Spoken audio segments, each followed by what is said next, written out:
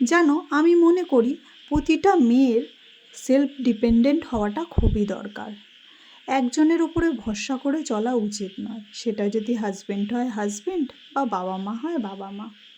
ঘরে বসেও এখন অনেক কিছু জিনিস আছে যেগুলো তুমি করতে পারবে।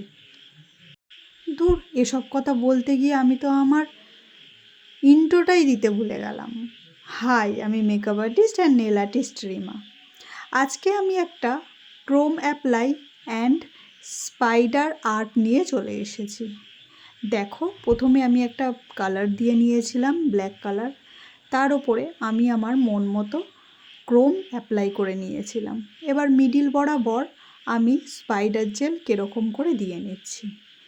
স্পাইডার জেল অ্যাপ্লাই করাটা খুবই সহজ, প্রথমে একটু প্র্যাকটিস করলেই তোমরা সেকেন্ড বার থেকে পেরে যাবে।